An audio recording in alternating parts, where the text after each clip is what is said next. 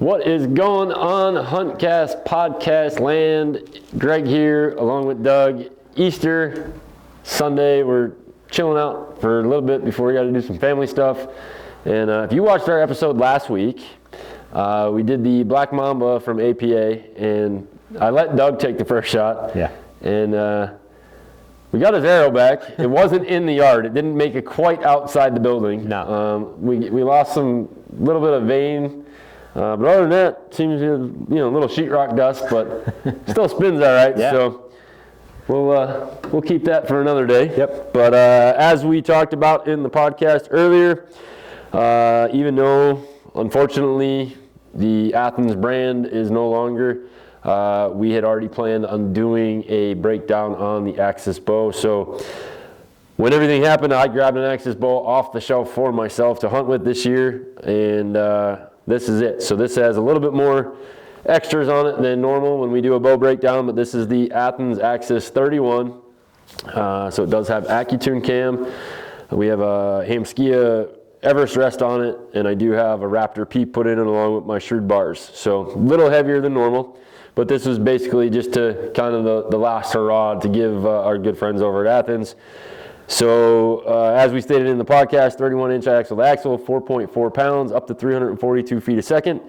Does come with integrate rest, pick mount, the AccuTune system, and an adjustable roller guard. So very, very smooth bow, very capable for a hunting bow, target bow, what have you. Again, unfortunate, but this also, the RTX3 cam, which is part of the AccuTune system, does have an adjustable let-off from 70 to 90, and these are adjustable mods, but there are two different mods, so depending on if you're a short draw or a long draw. So short draw goes from 25, I believe, to 27 and a half, and the second one picks up at 27 and a half up to 31. Okay. Does come with factory gas bowstrings with the Athens labels on them. So I'm going to let Doug walk this one through. We're going to shoot one of his arrows.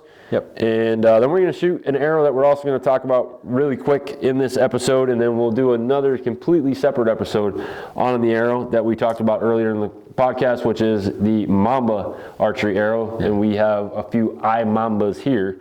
Yep. But go ahead, Doug. Let us know what we got. First impression, I have last year's the Vista series. Yeah, the Vista series, and I love it, and it feels the same. It's got the same kind of feel to it. I just love the bow. It's really well balanced. I just love the feel of it. I like the grip. Yep.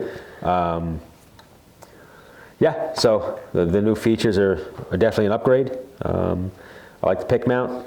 I like the integrate. So. Let's shoot it. Let's shoot it. I'm going to stand behind Doug this time so that we can make sure his arrow is going to make it into the target. Yeah, let's keep it in the building this time. Yeah. I think you have it. Okay. I couldn't remember who had the release. Oh, clear the chrono. Yep. All right. So here we go. 60 pound, 28 and a half. Down just a tad. Yeah, right there. 252 with a 480 grain arrow. It's kind of typical of what we've been getting from. That's where your Rev X is, 252. Yeah, as a matter of fact. Exactly. Yep. Yeah. So it's so smooth. Yep. So smooth. It's just no vibration at all. I mean, we do have bars on it, so. Right.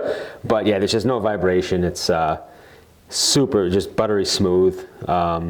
Nice firm back wall.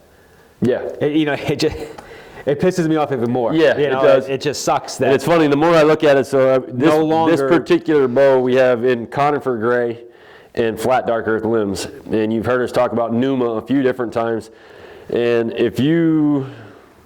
when you see the new camo coming from Numa, this pattern is the same colorway, not the same breakup, but as their new camo. So I'm excited that I have this bow now. Yeah. But so Doug shot his arrow, which is a 480 grain Victory. I am going to run a 475 grain Mamba. This is the IMAMBA Arrow. This is a 4.2 millimeter. So we got Easton G-Knock in the back. We have their sleeve along with their half-out insert, 5/32 100 grain tips. And these come in at 475, almost on the nose. It's like 475.1. So we ran 252 with the 480 grain. Yep. So, you should be able to I think you can just shoot that with, it'll just shoot it through there? Yeah, it'll just calculate the next one. Calculate off of it. Let's see what happens. All right, here we go.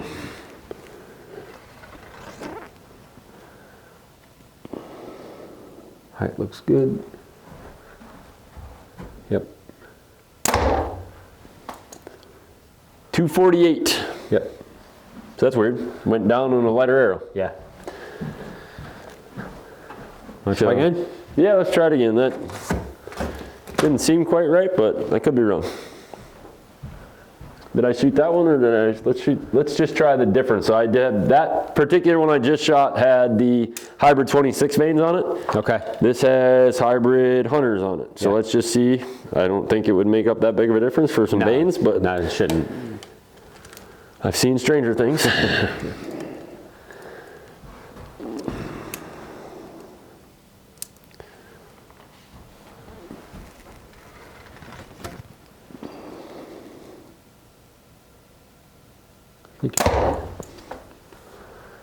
$249. Okay. So it did drop off the first one. Yep. So you know, I don't know exactly what that is, but it could be that Easton. I mean, this is a not that one. Your one? arrow. We shot yours was 252. Your 480 grain arrow. So we do have, let's just see what this does. So we have a 425 grain Easton X10 Parallel Pro. So this technically should be a lot faster. Should be. This is about 425 grains on the nose, so 50 grains lighter. Yeah. We're at 249 right now, so we have not pulled a duplicate number yet. No.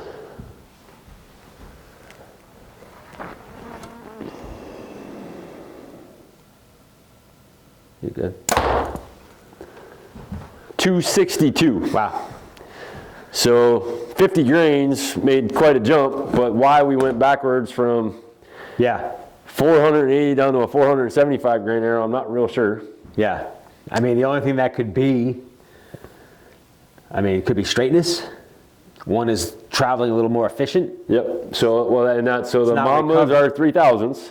Right. Your arrow is 1,000s, and that's 1,000s. Yeah.